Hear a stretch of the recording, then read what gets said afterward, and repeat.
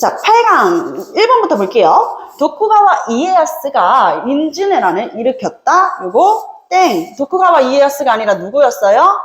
도요토미, 그렇죠, 히데요시였습니다.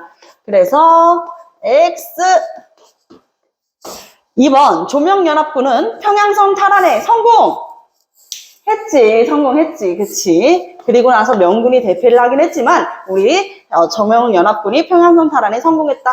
그리고 조명연합군이 이제 평양성을 탈환하게 돼가지고 선조께서 다시 의슈에서 다시 건너오셨다. 한양으로 다시 돌아오셨다. 자, 조선은 임진왜란이 종결 후에 훈련도감을 설치했다. 요거 조금 어려운 문제였을 수도 있는데, 임진왜란이 종결된 후가 아니라 휴전이었기 때문에 이것은 X예요. 아시겠지요? 휴전에서 왔기 때문에 X입니다. 정류재란준 이순신은 명량해전에서 승리했다. 그렇죠. 칠천량해전으로 배 다 부셔드시고, 원균께서, 원수사께서 다 부셔드시고, 그리고 나서 이제 이순신께서 신에게는 아직 12척의 배가 남았습니다. 그 명량해전입니다. 네, 명량대첩에서 승리를 했고, 임진왜란을 겪으며 불국사와 경복궁 등이 소실되었습니다. 그래서 이때 불타버린 경복궁을 고종의 아버지였던 이하응, 흥선대원군이 다시 재건하겠다고 경복궁 재건활동을 펼치기도 했죠.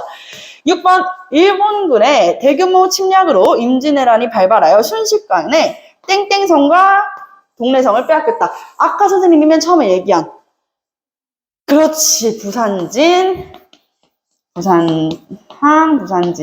동래선을 빼앗겼다라고 하면은 될 것 같습니다.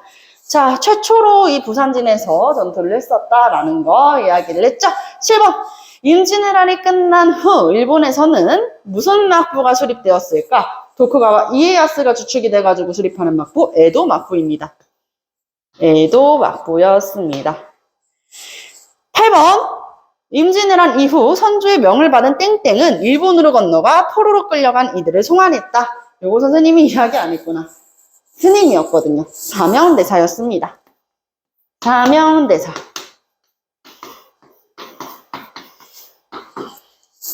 이거 사명대사 이야기는 저기 동화책으로도 많이 읽어봤을 것 같아. 사명대사가 이제 실제로 일본에 가니까 일본에서 조선인이다 되게 비웃으면서 막 골방을 주고 막 그런 식으로 나중에 얘기를 할게요. 사명대사의 기묘한 계책. 자, 조금 더 올려서 9번, 이순신이 땡땡에서 철수하는 일본군을 크게 무찌르면서 7년에 걸쳤던 임진왜란을 끝낼 수가 있었다. 9번, 여기 뭡니까? 이순신께서 이 전투, 마지막 일본군과 우리 조선군의 마지막 전투이자 이순신께서는 여기에서 전사하고 말죠. 내 죽음을 적에게 알리지 말라. 네, 노량해전이었습니다. 노량에서 철수하는 일본군을 크게 무찌르면서 7년에 걸친 임진왜란 전쟁이 끝이 나게 되는 것이고요. 자, 명은 임진왜란 이후에 국력이 크게 약화되었었죠. 그 틈을 타 여진족이 세력을 결합해서 어느 나라를 건국했어요? 누르하치의, 그렇죠, 금나라의 후예가 되는 후금입니다. 여기까지 해봤고요. 그리고 우리 국악 문제로 한번 넘어가 볼게요. 네, 다시. 선조는 임진왜란 때 광해군을 왕세자로 책봉을 했죠. 자기 이후의 왕으로 책봉을 했던 게 맞습니다. 선조 때 허준의 동의보갑이 보급됐다. 편찬이 시작된 것은 선조 때가 맞아요. 선조께서 명을 하셨습니다. 하지만 완성됐던 시기, 보급됐던 시기는 광해군 시기, 정확하게 광해군 2년이 완성이 됐기 때문에 X. 자, 광해군은 명예 지원병 요청에 강웅립을 파견했습니다. 강웅립을 비롯한 이제 신하들을 파견은 하나 뭐라고 이야기를 하냐면 명나라 장수의 이야기를 너무 듣진 말게 라고 이야기를 한단 말이야. 즉슨 그건 뭐야? 명나라한테 대외적으로 보여주기 위해서 이제 군대를 보내는 거죠. 실제로 살아서 돌아오라는 얘기를 합니다. 잘 돌아오게나. 군사를 파병하는데 다시 돌아오라는 얘기는 뭐야? 막 열심히 싸우라는 얘기는 아니잖아요. 그쵸? 그래서 광해군은 친명배금 정책을 추진했다. 친하게 지내라. 명나라랑 배척해야 된다. 금나라랑 여진의 금나라를 배척하자 명과 친하게 지내야 된다. 대표적인 서인 세력들의 주장이었죠. 광해군은 그렇지 않았습니다. 광해군을 비롯한 북인 세력들은 오히려 중립 외교를 펼쳤었죠. X.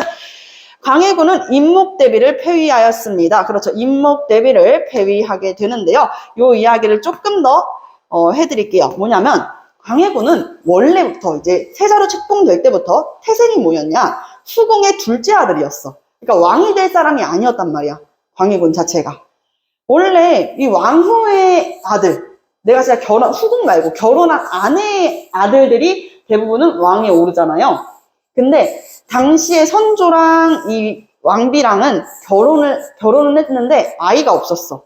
그러다가 선조가 나중에 광해군이 이제 쭉쭉쭉쭉 크고 있을 때 광해군보다도 어린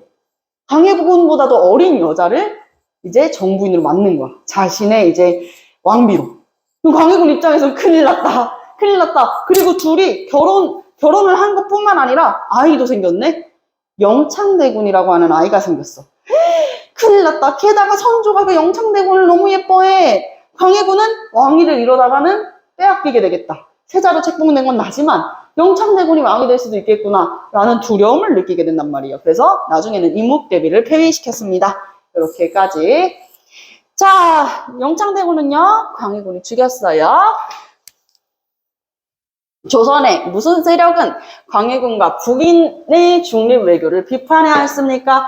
바로 서인과 동인 세력이었습니다. 그래서 서인 세력은 서인과 남인 세력이었죠. 동인이래. 미안. 서인과 남인 세력은 북인을 싫어했어. 그래서 나중에 광해군을 축출하면서 북인 세력도 전국에서 다 축출이 됐다. 여기까지. 자, 광해군이 영창대군을 살해한 이후 서인 세력은 이것을 빌미로 반정을 일으키게 되니 그것이 바로 인조반정이다. 아시겠지요? 자, 농우는 사르후 전투에서 후금에 패한 후 광해군의 밀명에 따라 남은 병력을 이끌고 후금에 투항하였다. 누구는 강홍립은 아까 강홍립 파견했다 그랬죠? 강홍립은 사르후 전투에서 후금 금나라에 패한 후에 광해군의 몰래 전한 밀명에 따라 남은 병력을 이끌고 후금에 투항을 했습니다. 서인 세력은요, 반정을 통해서 인조를 왕으로 추대하였고요. 반정 이후에 이등공신에 그쳤던 이괄이 반란을 일으키게 되는 것입니다. 여기까지 오케이. 다 맞았어? 오, 좋아요. 자, 1번부터 보겠습니다. 광해군의 복수를 한다는 명분으로 청은 병자호란을 일으켰다. 아니죠. 광해군의 복수, 이괄이 가가지고 조선 이상한 나라야. 기억나지? 그때는 누르하치. 그렇기 때문에 청나라가 아니라 후금이었어요. 그래서 정답은 병자호란도 아니었다. 뭐였다? 정묘년에 오랑캐들이 난을 일으킨 정묘호란이었다. 때문에 X. 정묘호란 당시에 정봉수, 이립 등의 의병 활동이 있었습니다. 정봉수, 이립 대표적인 의병들이지요. 의병은 우리나라의 군사가 아니라 그들 스스로 모였던 것이죠. 이 문제의 핵심은 뭐였냐면 임진왜란 때만 의병이 있었다는 건 아니에요. 아시겠죠? 자, 3번 후금과 군신관계를 체결하면서 정묘호란이 일단락되었다. 그렇죠. 후금과 군신관계를 체결하면서 정묘호란이 일단락되었다. 이건 아니야. 군신관계는 나중에 청나라 때 우리가 정묘호란 때 맺게 되는 거잖아. 그래서 이건 아니야. 군신관계를 체결했던 것은 아니다. 일종의 형제 관계를 맺게 된 거야. 야, 너네 우리나라 아버지로 섬겨. 그럼 우리 아버지 둘이잖아. 그건 좀 그러네. 그건 좀 이상하다. 자, 그럼 우리 친하게만 지내는 거야. 형제. 대신 내가 형이야. 이렇게. 여진이 우리가 형이야 이렇게 얘기해서 그래 알겠어 형 이렇게 됐던 거야. 자, 4번 병자호란 당시 인조는 강화도로 피신을 했었다. 병자호란 당시에 인조는 강화도로 피신을 하려고는 했으나 실패합니다. 이미 강화도로 내려왔어. 청나라 군사들이 내려왔어. 그래서 어디로 피난을 거야? 남한산성까지 내려간 것이다. 인조께서 내려가셨다. 그래서 X, 강화도로 피난을 가려고 했지만 결국에 실패했다. 강화도로 피신을 갔던 게 성공했던 건 정묘호란이었어요. 청은 조선에 군신관계를 요구하면서 병자호란을 일으켰다. 자, 청나라 군신관계 신하, 군주와 신하의 관계야. 그럼 어느 나라가 군주겠어? 여진. 청나라가 군주인 거고, 신하는 우리 조선인 것이죠. 이 관계는 나중에 병자호란 때, 이거 정답이고요. 자, 인조는 병자호란 발발 이후 땡땡으로 빛이 나요. 항전하였다. 어디예요? 남한산성입니다. 남한산성. 포위당했었죠. 남한산성에서. 자, 인조는 병자호란의 결과 천과 군주와 신하의 관계, 군신 관계를 맺었습니다. 마찬가지로 조공과 책봉의 관계, 군신 관계인 것이죠. 자, 8번 올려볼게요.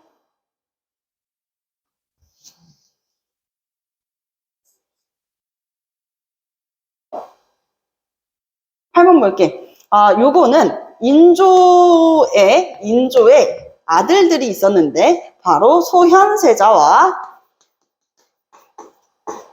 복림대군이에요. 복림대군은 훗날에 효종이 되는 인물입니다. 이 둘이 다 같이 청나라에 끌려갔었어. 근데 다녀온 소현세자는 시름시름 앓다가 죽어요. 이 소현세자의 죽음에 대해서는 이야기가 굉장히 많아. 첫 번째는 청나라에서 소현세자를 괴롭혀서 이렇게 된 것이다. 두 번째는 복림대군이 자기가 왕이 되고 싶어가지고 소현세자를 그렇게 만든 것일 거다.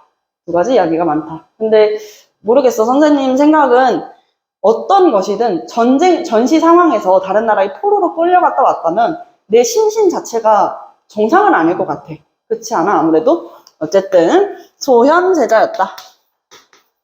소현세자, 복림대군은 많은 이들이 병자호란 이후 청나라 인질로 끌려가서 다시 돌아와요. 자, 땡땡은 송시열과 청나라를 정벌하여 복수해야 된다는 북벌을 추진했다. 그렇죠. 이 인물 누구입니까? 요거는 청을 정벌한다.